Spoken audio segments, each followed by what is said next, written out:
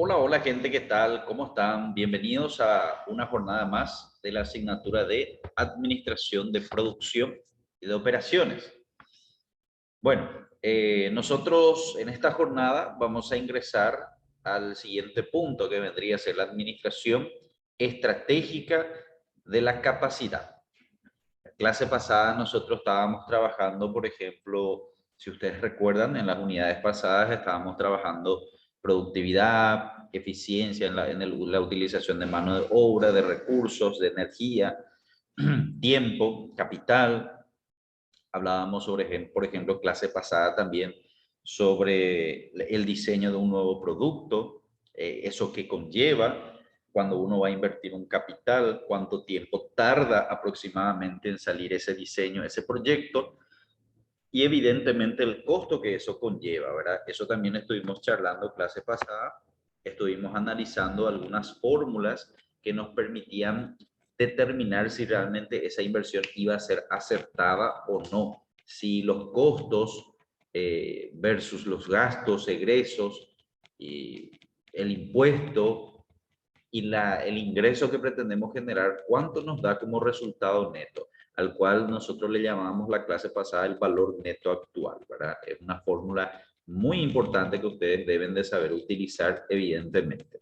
Bueno, en la jornada de hoy, entonces, vamos a analizar, repito nuevamente, sobre la administración estratégica de la capacidad. Ese es el tema. Vamos a hacer un análisis de un ejemplo para poder entrar a la unidad actual y vamos a hablar sobre el caso de un hospital. Innovación de cirugías de hernias, por ejemplo. Durante la Segunda Guerra Mundial, el doctor Edward, mayor del ejército, observó que a muchos jóvenes dispuestos a servir a su país se les negaba el reclutamiento porque necesitaban tratamiento quirúrgico para hernias antes de declararlo físicamente apto para el entrenamiento a muchos jóvenes que estaban tratando de ingresar en la milicia. En el año 1940 eran escasos los médicos y las camas de hospitales, en especial para cirugías no consideradas de emergencia que salían o que solían requerir 3 semanas de internación. Entonces el doctor resolvió hacer lo posible para aliviar el problema. Aportó sus servicios sin ninguna paga y aplicó un innovador método de cirugía en 70 de esos hombres, lo que agilizó su aislamiento, o digo bien, alistamiento en el ejército. Los reclutas hablaron del éxito obtenido y hacia el final de la guerra más de 200 civiles se comunicaron con el médico y esperaban cirugía. Sin embargo, la limitada disponibilidad de cama creó un problema importante. Había solamente un problema que había que solucionar. El doctor decidió abrir su propio hospital a raíz de esta situación. En el año 1945, el hospital, con un personal formado por una enfermera, una secretaria y un cocinero, abrió sus puertas a los pacientes en la lista de espera. En un solo quirófano, el doctor operaba 2 hernias por día. Cuando aumentaron las solicitudes de cirugía, el doctor amplió las instalaciones ubicadas en el Cruz de la ciudad de Toronto, ¿verdad? Adquirió 3 edificios adyacentes y aumentó el hospital según fue necesario. Para el año 1953 compró una finca campestre donde estableció su segundo hospital. Hoy en día todas las cirugías se llevan a cabo, entonces allí el repetido perfeccionamiento culminó en el actual hospital de 90 camas. El hospital se dedica a la operación de hernias desde hace más de 55 años. La técnica Soglice, la fórmula, aunque no es un secreto, va más allá de las destrezas de los cirujanos y su capacidad para trabajar según normas establecidas. El hospital es un ambiente completo donde estudia los problemas de capacidad con este tipo especial de hospital. En el caso, al final de este capítulo, justamente vamos a analizar, ¿verdad? Eh, bueno, gente, ustedes se van a dar cuenta cómo la innovación, como hemos dicho en muchos casos y en muchas de las anécdotas y en muchas de las conversaciones en clase, la innovación siempre va a ser la clave para poder triunfar, para poder posicionarse, para poder crecer como empresa u organización. Ustedes están analizando en este caso un ejemplo tan eficiente y tan eficaz, ¿verdad? Como es el caso de este doctor que en la época de guerra, cuando muchos jóvenes estaban queriendo alistarse al ejército, estas personas no podían hacerlo por un impedimento de salud. Y él detectó esa necesidad y a raíz de ello planteó una posible solución, vio una oportunidad y allí él lo fue estableciendo. Empezó de a poquito, tan solo con una secretaria, con un asistente, con un cocinero y él. Ese era el equipo con el cual estaba arrancando, ¿verdad? Evidentemente, las cosas se hicieron de buena manera. Él empezó a perfeccionar cada vez más su habilidad como cirujano, como profesional, utilizando técnicas innovadoras y teniendo muy buenos resultados y aprobados por los clientes o pacientes. Y esto fue creciendo, ¿verdad? Esto fue creciendo hasta adquirir otro hospital, otra instalación, ampliar el campo del hospital, etcétera, etcétera, ¿verdad?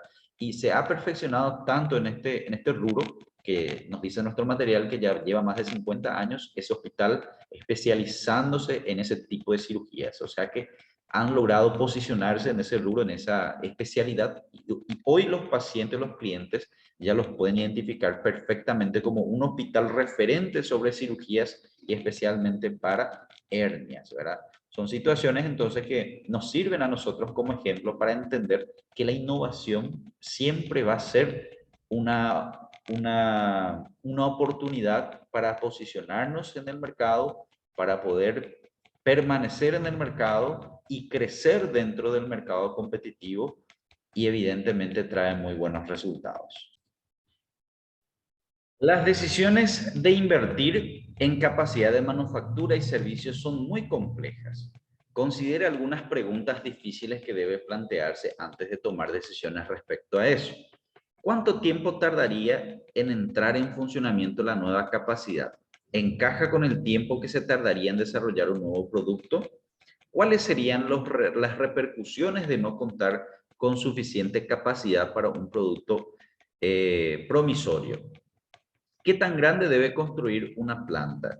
¿Cuánto y cuánta capacidad debemos agregar a nuestra planta existente? La empresa debe contratar fabricantes. ¿Cuánto cobrará un excelente fabricante por contrato, por ofrecer flexibilidad en el volumen de producción? Entonces, estos y muchos puntos más nosotros tenemos que analizar para poder, por supuesto, tomar una decisión estratégica sobre la capacidad de producción que queremos tener o a lo cual queremos apuntar para nuestro proyecto, para nuestro emprendimiento, para nuestra empresa. Entonces, un diccionario define la capacidad como la facultad para tener, recibir, almacenar o dar cabida en los negocios. En sentido amplio, se suele considerar como la cantidad de producción que un sistema es capaz de generar durante un periodo específico. En ese contexto de los servicios, se refiere, digamos, al número de clientes que se puede atender entre las 12 a.m. y la 1 a.m. en un tiempo determinado, en un segmento de horario. En el sector manufacturero, tiene que ver, por ejemplo, con la cantidad de automóviles que se puede producir en un solo turno, ¿verdad? O sea, la capacidad de producción, la capacidad operativa. Podría ser, ¿verdad? Si es en el ámbito de servicio, más se refiere a la cantidad de clientes que manejamos en un tiempo determinado. Si se refiere a la producción de productos físicos o tangibles, eso evidentemente es la cantidad de productos que llegamos a terminar en un periodo determinado de tiempo, ¿verdad? Cuando los gerentes de operaciones piensan en la capacidad, deben considerar los insumos de recursos y los productos fabricados. Esto se debe a que para efectos de la planeación, la capacidad real o efectiva depende de lo que se piensa producir. Por ejemplo, una empresa que fabrica múltiples productos inevitablemente producirá más de una clase de ellos que de otra con una cantidad determinada de recursos. Por tanto, aunque los gerentes de una fábrica de automóviles declaren que sus instalaciones tienen 6.000, o bien piensan que la pueden usar para fabricar 150 modelos de 4 puertas, ello refleja que saben lo que sus insumos de tecnología y de esfuerzos que existen en estos recursos. Va a determinar su proyección, futuros ingresos, egresos, evidentemente en cuanto a la mano de obra, en cuanto a las instalaciones físicas, en cuanto a la capacidad de almacenamiento, si voy a producir un tipo de producto únicamente, eso implica que voy a tener que utilizar diferentes tipos. Y cuento con la cadena de suministro acorde a ese ciclo de producción, no me va a faltar materia prima, no me va a fallar mi proveedor en caso de que el proveedor B, para poder poder abastecer esa materia prima, esos materiales. A eso llamamos entonces cadena de suministro, ¿verdad? Que nos ayuda para poder realmente saber activa o capacidad de producción. El punto de vista de la administración de operaciones también hace hincapié. Esto se aprecia en la distinción común que se suele marcar entre plazos. Por lo general, la planeación, cuando hablamos, implica ya una planeación más de 5 años. Cuando se usa para la producción, puede ser, por ejemplo, la capacidad de largo plazo implica la participación y autorización de la alta gerencia, ¿verdad? Evidentemente. También tenemos el mediano para los siguientes 6 o 18 meses. En este caso, la capacidad se altera con opciones como contrataciones, recortes de personal, nuevas herramientas, adquisición de menor equipamiento o subcontratación. Estos son ya planeación a mediano plazo. Y por último tenemos a corto plazo, por lo menos mensualmente o inclusive en menos de un mes. Está ligado al proceso de los programas diarios o semanales e implica ajuste para que no haya variaciones entre la producción planeada y la producción real. Aquí entran opciones como horas extras, transferencia de personal y otras rutas de producción. Entonces, gente, como nosotros hemos planificado para el año, para el semestre, para el trimestre, para el mes, ya tenemos ya un objetivo cuantitativo bien definido, ¿verdad? Y en la planeación a mediano, a corto, cualquier inconveniente que pueda surgir, de repente mi funcionario se enfermó o renuncian un grupo de funcionarios o de repente ocurrió un entonces yo tengo que saber cómo solucionar ese problema sin alterar mi objetivo de producción. La empresa no puede parar, el trabajo no puede parar.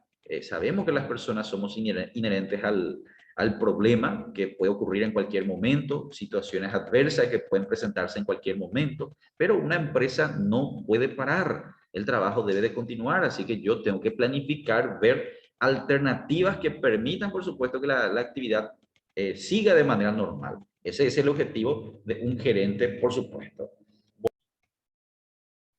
Aunque ninguna persona ostenta el título de gerente de capacidad, varios puestos gerenciales tienen a su cargo el uso eficaz de la capacidad.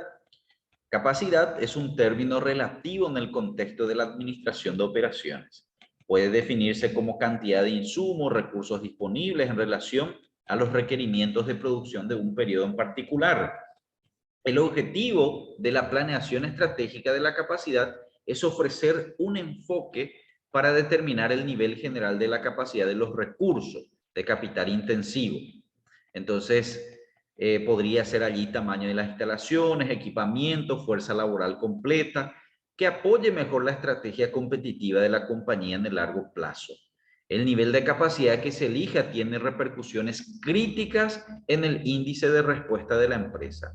La estructura de sus costos, políticas, inventario, los administradores y el personal de apoyo se requiere. Si la capacidad no es la adecuada, la empresa puede perder clientes en razón de un servicio lento o de que permita que los competidores entren al mercado. Si la capacidad es excesiva, la empresa puede verse obligada a bajar los precios para estimular la demanda. Entonces, al subutilizar la mano de obra, a mantener un inventario excesivo o a buscar productos adicionales menos rentables para sostener sus operaciones. Yo creo que en esta última parte se resume nuestra idea acá en este material, ¿verdad? Saber la capacidad de producción que queremos o que debemos tener, no es lo que queremos, lo que debemos tener. Porque si la demanda no es tan elevada y tener una capacidad de producción muy alta, eso implica mantener un costo operativo elevado, lo cual por supuesto puede ser contraproducente. Como así también cuando tenés una demanda muy elevada, mucha gente que te compra, muchas empresas que te compran, y vos tenés una capacidad operativa o de producción muy limitada, no llegas a cumplir en tiempo y en forma con la gente, por supuesto que la gente te va a cambiar, por supuesto que la gente va a buscar otra alternativa, otra empresa que sí le pueda cumplir en tiempo y en forma la entrega de los pedidos. Y eso, por eso es tan importante el análisis de la capacidad de producción de una empresa. Veamos algunas fórmulas para entender esto. El término de capacidad implica el índice de producción que se puede alcanzar. Por ejemplo, 480 automóviles por día, pero no dice nada de cuánto tiempo será posible sostener ese índice. Así no se sabe, estos 480 autos por día se refiere al máximo alcanzado un día o al promedio de 6 meses. Para evitar ese problema se usa el concepto mejor nivel de operación. Se trata del nivel de capacidad para el que se diseñó el proceso y por ende se refiere al volumen de producción en el cual se reduce el mínimo el costo promedio por unidad. Es difícil determinar este término porque implica un complejo análisis entre asignación de costo para gastos fijos y costos de horas extras, desgastes de equipo, también índices de defecto y otros costos. Una medida muy importante es el índice de utilización de la capacidad, el cual revela la cercanía del mejor punto de operación. Entonces, el índice de utilización de capacidad vendría a ser la fórmula. Capacidad utilizada sobre mejor nivel de operación.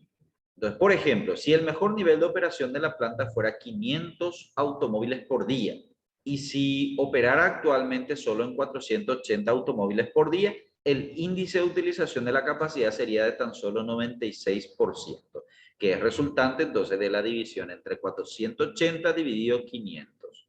El índice de utilización de capacidad se expresa como un porcentaje y requiere que el numerador y el denominador se mida en unidades y periodos iguales, como horas, puede ser máquinas, puede ser cantidad de producto, puede ser cantidad en efectivo de dólares de producción, en guaraníes, etcétera, etcétera, ¿verdad? Entonces, estamos básicamente para simplificar, analizar cuál es nuestra capacidad óptima de producción versus cuál es la capacidad que estamos llegando a producir en estos últimos tiempos. Y ahí ver entonces si realmente estamos llegando al nivel óptimo de operación o si estamos trabajando por debajo de nuestras capacidades. Lo cual, vuelvo a repetir, es nuevamente contraproducente, ¿verdad? Porque genera gastos adicionales sin tener la posibilidad de poder sacar el beneficio que realmente estamos queriendo sacar. Economía y deseconomía de escala. Según la noción básica de la economía de escala, a medida que una planta y su volumen se incrementa, se reduce el costo promedio por unidad de producto. En parte, esto se debe a que el costo de operación y el del capital disminuye, porque por lo general nos cuesta el doble comprar u operar una pieza de equipo que tiene el doble de capacidad que otra. Las plantas también obtienen eficiencias cuando llegan a un tamaño lo bastante grande para utilizar plenamente los recursos dedicados a tareas como el manejo de materiales, equipos y personal administrativo de apoyo. En algún punto el tamaño de la planta resulta demasiado grande y la deseconomía de escala se vuelve un problema.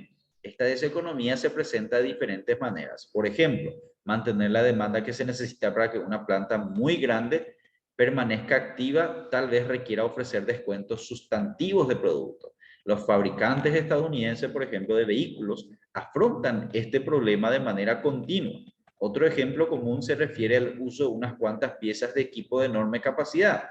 En este tipo de operación es esencial reducir el tiempo de inactividad del equipo. Por ejemplo, M&M Marts produce grandes volúmenes de chocolates, M&M, con un equipo muy automatizado. Una sola línea de empacadora mueve 2.6 millones de paquetes de M&M por hora. Aunque no se requiere mucho trabajo directo para operar el equipo, su mantenimiento sí necesita abundante mano de obra. En muchos casos, el tamaño de la planta no está sujeto a la influencia del equipo interno de trabajo y otros gastos de capital, sino a otros factores. Bueno, entonces, gente, a veces cuando una empresa llega ya a un tamaño muy considerable de producción, eso también representa un desafío, ¿verdad? Cuando de repente la economía está un poco estancada, está un poco desacelerada, la gente no está comprando demasiado, la gente no está gastando demasiado dinero, entonces evidentemente hace que nosotros estemos trabajando full time, ¿verdad? Estamos produciendo a full, sin embargo el mercado no está comprando, así que va a necesitar que nosotros utilicemos estrategia de mercadotecnia para incentivar el consumo y la compra de estos productos para que no se estanquen y se llenen en nuestros depósitos e inventarios y no haya salida. Eso va a ser un problema porque vos tenés un sistema de trabajo que mantener, ya tenés bien cronometrado, planificado todo tu proceso de producción. Y si no está saliendo la venta, eso es un problema. Así que también tienen que trabajar cada uno de los departamentos de la empresa en armonía. El departamento de producción, departamento de ventas, marketing, todos tienen que trabajar afín al objetivo final, que es darle salida al producto, ¿verdad? Entonces, como les decía, un factor central sería el costo de transporte de materia prima, productos terminados que llegan y salen de la planta. Por ejemplo, una fábrica de cemento tendría dificultades para atender a clientes que no estén ubicados a unas cuantas horas de distancia. De igual manera, empresas de automóviles como Ford, Honda, Nissan, Toyota, observan que es provechoso ubicar las plantas dentro del mercado internacional específico. El tamaño anticipado de estos mercados deseados dicta en gran medida el tamaño de las plantas. En fecha reciente, Howard, por ejemplo, el productor de automóviles de lujo, resolvió que tenía demasiadas plantas. La empresa tenía 8.560 empleados en 3 plantas que producían 126.122 automóviles. Alrededor de 14 automóviles por empleado. En comparación, la planta de Volvo en Suecia tenía más del doble de productividad, con 158.466 automóviles fabricados por 5.472 trabajadores. O sea que aproximadamente 29 automóviles por empleado. Por otro lado, la unidad de mini de BMW producía 174.000 vehículos en una sola planta con tan solo 4.500 trabajadores. O sea que tenía una productividad de 39 automóviles por empleado, ¿verdad? Por eso que estos índices de productividad que nosotros tenemos, que ya vimos en unidades pasadas, es muy importante, ¿verdad? Decíamos en clase nosotros, estos índices no te dan así solo ningún dato relevante, pero cuando comparas con otras empresas que están en el mismo sector, en el mismo rubro, ahí vos te das cuenta qué estoy haciendo bien, qué estoy haciendo mal, ¿verdad? Cómo puedo mejorar, cómo ellos pudieron tener una productividad de 39 vehículos por empleado y yo solamente tengo, en este caso, por ejemplo, no sé, 14 vehículos por empleado. Hay un problema. ¿Cuál es el problema? Tengo que detectar y solucionar ese problema. Mayor productividad, mayores ganancias. Decíamos eso en clase, si ustedes recuerdan, por supuesto. Fabricante enfocado. El concepto sostiene que una instalación dedicada a la producción funciona mejor si se enfoca en una cantidad relativamente limitada de objetivos de producción. Esto significa, por ejemplo, que una empresa no debe esperar ser excelente en todos los aspectos del desempeño de manufactura. Es excelente en costo, en calidad, rapidez, confiabilidad en el lanzamiento de productos nuevos. Cambio de demanda, flexibilidad para adaptarse a productos nuevos. Por el contrario, debe elegir un conjunto limitado de las actividades que más contribuya a su objetivo corporativo. Por lo general, una fábrica enfocada produciría un producto específico o un grupo relacionado de productos. Una fábrica enfocada permite que su capacidad se concentre en producir esos bienes específicos. Entonces, cuando hay una frase que ustedes seguramente ya escucharon ya, ¿verdad? El que mucho agarra, poco aprieta, dice, ¿verdad? ¿Qué quiere decir eso? Que cuando estoy demasiado enfocado en diferentes rubros, evidentemente me va a costar más especializarme y perfeccionarme en ciertos rubros en especial, ¿verdad? Yo no digo que no se pueda, pero va a costar muchísimo más. Sin embargo, si vos definís bien cuáles son los productos, cuáles son los tipos de productos que vamos a especializarnos, allí podemos mejorar cada vez más. Y eso va a traer como resultado mayor productividad, mayores ganancias. El concepto de planta dentro de planta, PDP. Entonces, este concepto se refiere a la capacidad también, se aplica por medio de un mecanismo. Una planta enfocada puede tener varios PDP, cada una de ellas con sus propias suborganizaciones, equipamiento, políticas de proceso, política de administración del personal, métodos de control de producción para distintos productos, aunque todos se fabriquen en el mismo lugar. De hecho, esto permite que cada departamento de las organizaciones encuentre su mejor nivel de operación y con ello transmita el concepto del enfoque hacia el nivel de operaciones.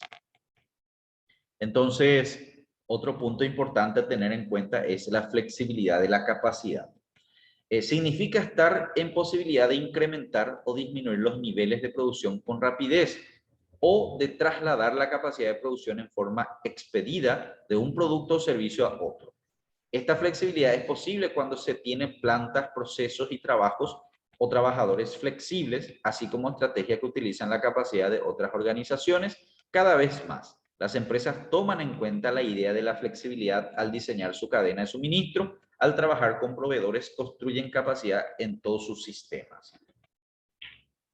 Entonces, plantas flexibles. Quizá lo último en flexibilidad de plantas sea lo que necesita tiempo para pasar de un producto a otro. Esta planta usa equipamiento móvil, muros desmontables, suministro de energía eléctrica muy accesible y fácil de redirigir y en consecuencia adaptable con rapidez al cambio. Una analogía con un negocio de servicio para la familia capta la idea muy bien. Una planta con equipamiento fácil de instalar, de desmontar, de trasladar, como el circo, como varios circos que conocemos a nivel mundial en los viejos tiempos de las carpas, ¿verdad? Esto también nos dice que de repente cuando una empresa, cuando una fábrica tiene esa capacidad de flexibilizarse, cambiar, diseñar, rediseñar, mover su instalación, adaptar al propósito u objetivo que está teniendo, eso también hace que los costos disminuyan y evidentemente se maximicen los beneficios y la productividad sea mayor, ¿verdad? Sin embargo, una empresa o una fábrica que tiene ya una instalación fija, que ya no puede mover, que ya no puede cambiar, que ya no puede adaptar, está sujeto o supeditado a esa capacidad de producción y sí o sí tiene que llegar a ese objetivo que tiene que llegar, ¿verdad? Procesos flexibles. La expresión más clara de los procesos flexibles la representa por un lado los sistemas flexibles de producción y por otro el equipamiento simple y fácil de preparar. Estos dos enfoques tecnológicos permiten pasar rápido y con bajo costo de una línea de productos a otra, lo que se conoce como economía de alcance, ¿verdad? Entonces, tener esa flexibilidad en los procesos de producción. Eso representa también un beneficio. Aquí podemos ver justamente una imagen que nos ilustra con respecto a lo que estamos hablando y conversando en este momento. Nos dice, por ejemplo, aquí, una planta mal diseñada que trate de hacer demasiado o esté optimizada para un trabajo equivocado puede ser una carga. La planeación de una planta ayuda a resolver este problema estratégico. Si se aplica el concepto de planta dentro de planta, aquí el diseño de una planta tiene lugares que se convierten en esencia en fábricas independientes. Cada una tiene al menos su propia área e infraestructura, como mantenimiento, compras e ingeniería, ¿verdad? Esta figura lo ilustra con un ejemplo. Dos líneas importantes de producción tenían demandas conflictivas de clientes y demandas conflictivas de infraestructura de la fábrica. Además, una línea de productos tenía procesos muy distintos y la fábrica se dividió en tres fábricas enfocadas como se muestra en la imagen ilustrativa, ¿verdad?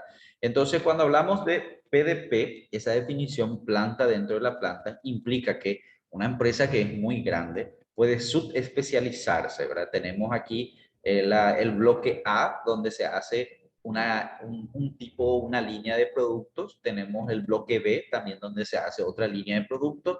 Y también aquí otro bloque donde se puede especializar otra línea de productos. Eso hace que el volumen sea alto en ese tipo de productos, la variedad sea baja, la experiencia también baja, la ingeniería mínima. Entonces, cuando vos tenés solamente una empresa no subespecializada, como podemos ver acá al lado izquierdo, el volumen de producción o la capacidad es muy alta y sin embargo nosotros, ¿qué estamos haciendo? Estamos produciendo muy poco por la situación del contexto del mercado. Sin embargo, por el otro lado, esta empresa, esta fábrica, tiene una capacidad muy grande de producción y se da cuenta que en una sola línea de producto no va a poder abastecer su capacidad óptima de producción. Entonces lo que hace es dividir, crear plantas dentro de plantas para poder aprovechar máximo sus recursos y también producir mayores cantidades de volumen de productos para poder maximizar sus ganancias, por ejemplo. Muy bien, excelente.